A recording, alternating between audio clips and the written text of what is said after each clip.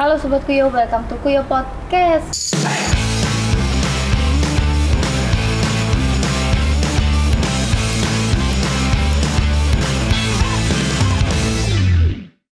Udah lama nggak podcast bareng Nadi, dan sekalinya podcast gue bareng tamu spesial Mas Viko Nainggolan. Halo Kuyo. Halo Nadine. Halo Mas Viko. Sapa dulu dong teman-teman Kuyo. Halo teman Kuyo. Iya, sambil siapa perkenalan diri nih? Saya Viko Nainggolan dan saya suka nyanyi. Oke, suka. Aku suka makan. Oke. Itu juga sama. Sama. Oke. Apa kabar Mas Viko? Baik, Nadine gimana? Baik. Aman dan sehat lah yang penting ya. Hati nggak sehat? Waduh, kelihatan sih kayaknya kayak lagi ada masalah. Oke. Aduh, jadi nggak apa-apa. Oke, Mas Viko. Selamat datang ya di Kuyo. Terima kasih sudah diundang. BTW sekarang kesibukannya apa Mas Viko? Kesibukannya udah pasti nyanyi, promo-promo single saya yang baru kan, judulnya Debar Asmara. Oh, Debar Asmara. Tapi di luar itu biasanya saya sambil ngajar vokal anak-anak sama ngajar gitar. Oh, gitu. Tapi sekarang lagi sibuk bikin lagu untuk single berikutnya. Single berikutnya, wow. Mantap. Sejak kapan sih Mas Viko mulai berkarir di dunia musik gitu? Sebenarnya dari kecil. Saya tuh kecil pernah punya album cilik sebenarnya. Oh, cilik. Satu angkatan sama, pernah denger trio Kwek Kwek nggak? Pernah dengar. Nah itu saya satu angkatan tuh. Tahun Jadi berapa ya? wah, kelihatan umurnya berarti. Pokoknya jadi saya punya saudara itu bikin grup vokal gitu sama bapak saya. Karena bapak saya dulu kerja di ini, salah satu label di Indonesia lah, Musika, ya kan.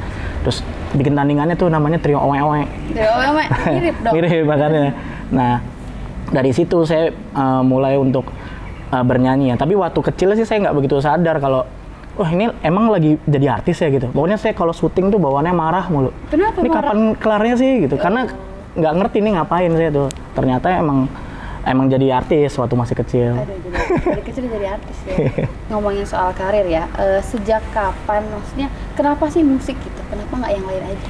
Karena saya bisanya musik sih. Sebenarnya, sebenarnya sempat ngantor juga kayak perkantoran gitu. Dan niat ngantor tuh emang nabung supaya saya bisa beli alat atau bikin produksi lagu waktu masih indie ya, waktu belum ke label. Jadi emang niatnya tuh hasratnya, passionnya sampai sekarang sih di musik sih.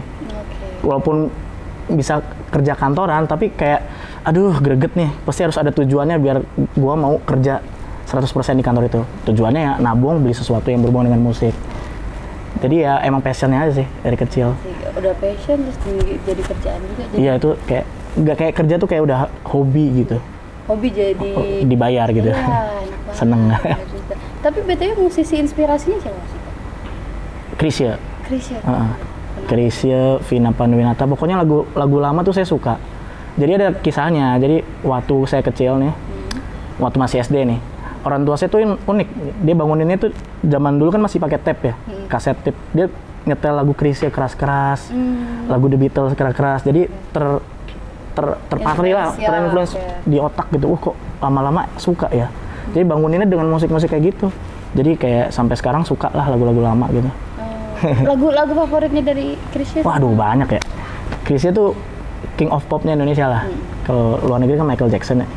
Indonesia, Chrisye banyak sih. Dia genrenya banyak dia nggak sekedar pop doang sih. Nah saya sukanya Chrisye yang 80-an. Kalau Chrisye yang 2000-an kan musiknya udah industri banget tuh. Kalau 80-an dia masih kayak idealis lah musiknya. Ya kalau 2000-an tuh kayak Cintaku yang normal kan, Andai Aku Bisa. Kalau untuk kolaborasi nih, siapa kira-kira penyanyi sekarang atau band atau apa gitu? Saya tuh dari dulu sampai sekarang mengidolakan Vina Panduwinata. Oh iya. Wah gila. Tante Vina. Yeah. Dan saya juga Vina kan, Viko Nainggolan. Singkatnya ya? Cocok-cocokin lah ya. Jadi pengen banget suatu saat bisa kolaborasi, entah nyanyiin lagunya atau kita punya karya bareng. Cuma kan kita mimpi aja dulu ya. Semesta yang membantu, semoga lah ya. Membantu semesta. Tapi semoga terwujud. Tapi keren banget sih kalau maksudnya sukanya tuh musik jadul-jadul gitu. Iya, karena menurutku musik jadul tuh tulus kayaknya. Bukan tulus yang lagu gajah ya. Maksudnya bikinnya tuh masih memakai hati, pemilihan diksi kata-katanya, kalimatnya juga masih romantis gitu. Jadi saya suka aja gitu. Maknanya juga dalam, dia tersirat tapi nusuk gitu. Kayaknya mbaknya kayak lagi galau. Iya sih, tahu aja. Terus kalau tadi kan udah penyanyi inspirasi. Nah, Ini udah lama kan berarti kan berkarir di dunia musik Iya. gitu. Ada nggak sih momen yang nggak bisa dilupain tuh selama berkarir? Oh pernah, saya tuh senang banget pernah. Saya kan asli Cirebon ya. Ah, sama dong. Hah? Cirebon juga. Kok ini nggak settingan kan? Enggak beneran. Cirebon Serius? juga, Cirebon juga. Wah seru. Ini kita makan bareng apa ya? Cirebon. Kok enggak? Ke Cirebon juga? Cirebon juga. Oh, bener. jadi, Sekolah di Cirebon. oh sekolah di Cirebon.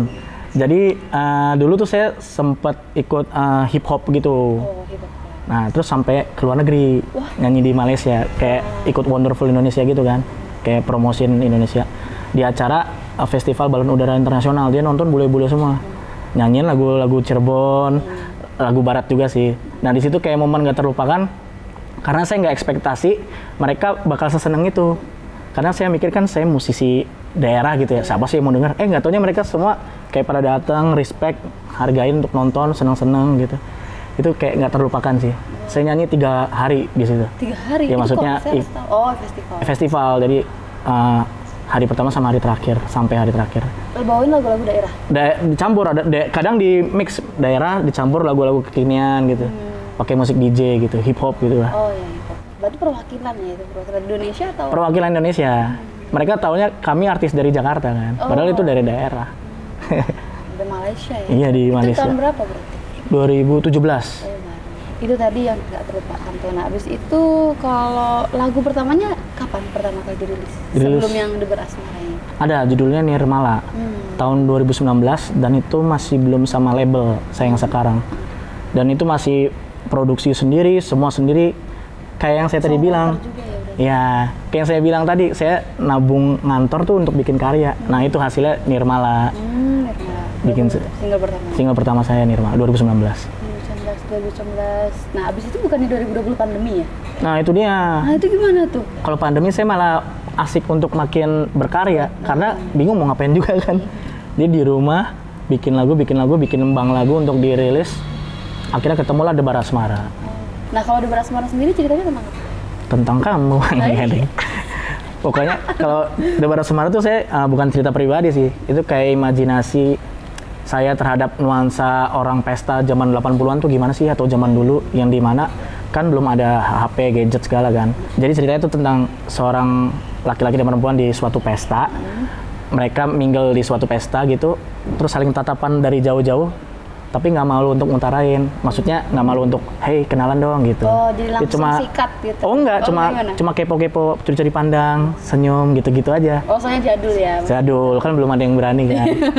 Jadi lebih ke situ. Jadi dua insan yang bertemu di suatu pesta, tapi mereka nggak berani untuk saling kenal gitu, tapi saling mengagumi dari jauh gitu. Oh, I see. Keren banget ya, berarti curi-curi pandang. Curi-curi pandang. Zaman dulu kan kayak malu-malu gitu. Hai, gitu. Kalau sekarang kan misalnya kayak gitu tinggal kepoin aja IG-nya. Minta IG-nya dong? Iya, IG-nya dong. Iya. Zaman dulu kayak susah banget ya. Berarti pesan yang disampaikan dari Debar Asmara apa? Pesannya kalau kamu suka atau punya niat baik, ya kenalan. Niat baik? Oh, Iya. niat baiknya? Iya, maksudnya niat baik. Siapa tahu ke jenjang berikutnya kan minimal berteman dulu. Gitu loh. Gitu aja, jadi langsung lah, nggak apa-apa. Iya. Dapat atau enggak ya udah ntar aja. Kayak curhat banget deh. Ada jadi malu. Debar Asmara itu, nah berarti itu produksi sendiri? Ini udah sama label. Oh, udah sama Udah label. Demeka Record. Dan puji Tuhannya disupport banget sih, dari rekamannya, mixing masteringnya, sampai video klipnya semuanya disupport banget, dan saya bersyukur lah. Oh, ditulis sendiri atau? Itu saya nulis sendiri lagunya. Di Skoria bikin lagu, lagunya enak. Ya udah saya bikin lagu serupa lah. Gitu. Oke, dan proses menulisnya atau rekaman Debar Asmara ini ada nggak kayak, berarti kan lama dong bikin proses lagu itu, kayak stuck gitu. Aduh, gimana sih rapnya? Aduh, gimana nih? Oh, maksudnya ada stuck. Nah, kebetulan nih, nggak tahu kenapa, saya tuh biasanya kok bikin lirik tuh agak lama sebenarnya. Cuma di kasus Debar Asmara ini ngalir banget gitu. Cepet gitu. Dan mungkin kuncinya dari Jin WC kayaknya. Soalnya saya bikin liriknya di WC. Oh, di WC? Lo kok bisa? Jadi bikin notasi dulu kan di post record gitu kan. Nah, terus bikin liriknya tuh tinggal ngalir aja bawa handphone kan biasa, di WC biasa. Jadi kayak magic moment gitu yang nggak bisa diulang lagi gitu. Dan puji Tuhannya lagu ini lancar-lancar aja buatnya. Cuma sehari kok. Cuma sehari? Iya, Keren banget bikin ya. lagunya ya. Bikin lagunya. Wah, keren banget sehari. Keren banget. Aduh, kalau gue mah. 12 ini tahun. Oke, cepet banget ya berarti. Iya. Kira-kira kira-kira sendiri ya, abis Nirmala Debar Asmara, kapan tuh bakal kayak ada rencana lainnya? Oh ada nih, ini saya lagi produksi untuk single ketiga kan. Nuansanya lagu-lagu joget lah intinya, cluenya gitu lah. Dan saya juga membuat lagu untuk salah satu penyanyi cewek, nanti bulan depan rilis. Wow, bulan depan rilis. Oh siapa tuh penyanyi ceweknya? Inisialnya ada inisialnya? Nggak, penyanyi baru sih. Oh penyanyi baru. Adalah. Bulan depan ya? Bulan depan. Wow, jangan lupa ya, berarti harus ditunggu. Ditunggu dong. Di mana kalau mau lihat nanti? Bisa di Spotify, di YouTube, semuanya ada ntar. Semuanya, platform musik ada Ya. Oke, nah kita ada pertanyaan nih dari sobat-sobat Kuyo untuk Mas Viko nih, boleh. Oke. Apa nih? Kalau video klip Debar Asmara sendiri itu terjun langsung nggak bikin konsepnya? Kan udah pandemi tuh, gimana susah nggak sih bikin video klip? Oh itu ada ceritanya tuh. Jadi tadinya tuh kita mau bikin di bar gitu kan, bar disco, niatnya udah sampai hunting. Besoknya pengumuman PPKM yang terakhir tuh yang level berapa sih? 4 tuh. Wah, stres banget ya, ini gimana nih? Sedangkan lagu udah jadi tapi video klipnya belum jadi. Ini kita harus rilis nih cepet. Akhirnya muter otak gimana caranya kita tetap rilis, tapi nggak mesti di luar gitu, outdoor. Jadi kita di green screen aja di kantor, di label. Dengan konsep yang ala-ala jadul norak gitu, zoom in, zoom out, tapi pakai green screen doang, jadi tampilannya saya doang. Dan saya mencetuskan ide, biar seru gimana ya, saya bikin dance-nya aja deh, joget deh, supaya orang ingat gitu kan, biar di TikTok ada yang cover atau apa gitu kan niatnya. Walaupun saya nggak bisa dance kan, tapi saya harus bisa push diri supaya ada yang beda lah gitu. Berarti tetap aja susahnya ya, berarti selama pandemi tetap susah? Iya susah, cuma gimana caranya kita tetap kreatif walaupun stuck gitu ya.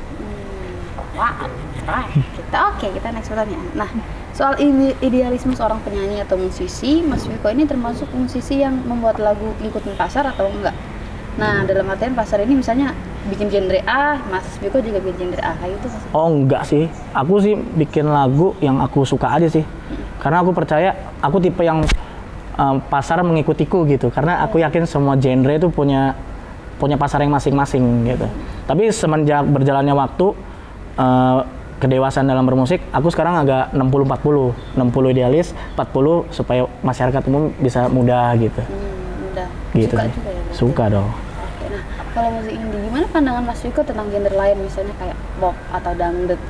Gimana tuh? Yuk, nggak ada yang masalah dong. Nggak ada yang salah sama semua genre sih menurutku. Karena misalkan aku bilang pop jelek nih, belum tentu genreku bagus bagi mereka gitu. Jadi semua yang berhubungan dengan seni itu nggak ada yang bisa disalah benarkan. Itu masalah selera. Jadi nggak ada yang salah dengan genre apapun. Nah, ngomongin tentang dangdut ya. Yes. Kuyo ini kita baru aja rilis girl band dangdut loh. Oh gitu? Iya. Girl band dangdut? Dangdut. Respect. Dream Seven namanya. Oh, Dream Seven, oke. Anyway, kita mau nyoba liatin video klipnya ke Mas Viko. Kita nanti kasih pendapatnya. Siap. Oke. Judul lagunya Makam Tuh Cinta. Waduh, ngeri juga. Makam Tuh Cinta. Makam Tuh Cinta. Ya. Jadi ada 7 member dan dia dari berbagai daerah gitu. Terus di Jakarta gitu? Di Jakarta sih. Sekarang mereka dari audisi, terus mereka sekarang di audisi? Di audisi dulu. Oh gitu, oke. Dan ada 7. Dan mereka mudah-mudah banget dari 16 sampai 20. Oke, coba lihat. Ada dirimu nggak? Enggak.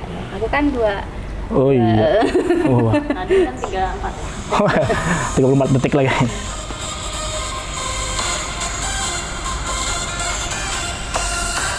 Video klipnya bagus juga.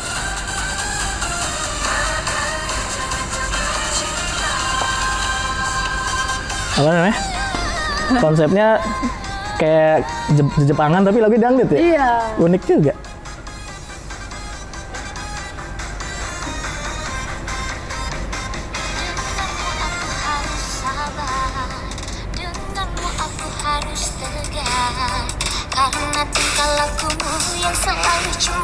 Suaranya bagus ya?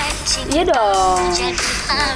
Mereka nyanyi dan nanti ada spesialnya deh pokoknya. Ini ditempa lagi kali ya? Iya.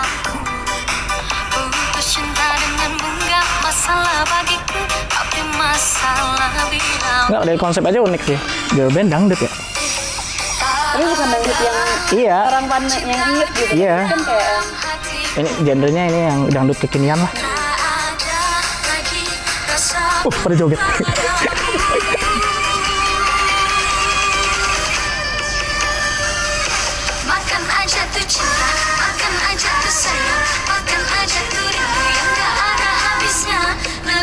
Dor.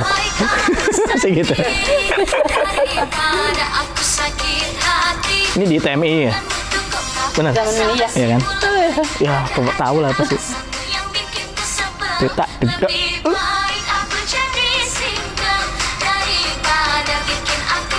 Oh, di audisi ya? Serius berarti ya? Ada yang dari Kalimantan, ada yang di Bandung. Suara sendiri. Oh, audisinya online apa gimana? Online. Oh, alah. Kita masukin sinden juga di lagunya. Iya, sinden. Berapa orang? 7 ya? 7.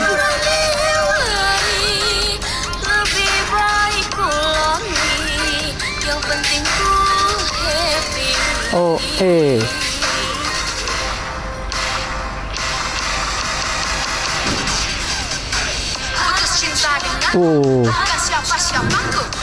Ini orang timur pasti. Ya, Ambon dia. Oh, Ambon. Respect. Ya, ini dia. Kapan dia rilis? Dia rilisnya 24 Desember.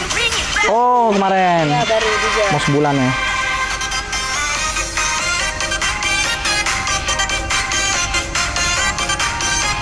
Maksudnya secara look fresh banget. Dangdut tapi konsepnya Jepang JKT gitu-gitu. Iya. Aku harus sabar, denganmu aku harus tegar, karena tingkah lakumu yang selalu cemburu membuat cintamu jadi halu. Kini aku bukan diri aku, balik siapa siapaku. Putus cinta denganmu gak masalah baru, tapi masalah bila untukmu. Tak ada lagi cinta di dalam hatiku, tak ada lagi rasaku padamu. Lu dari 16 sampai 20. 20. Mudah banget. Makan aja tuh cinta, makan aja tuh sayang, makan aja tuh rindu yang gak ada habisnya. Lebih baik aku sendiri daripada aku sakit hati. Omonganmu tuh gampang, basa-basi melembay, ada aja alasanmu yang bikin ku sebel. Lebih baik aku jadi single daripada bikin Lucu lah. ku kesel.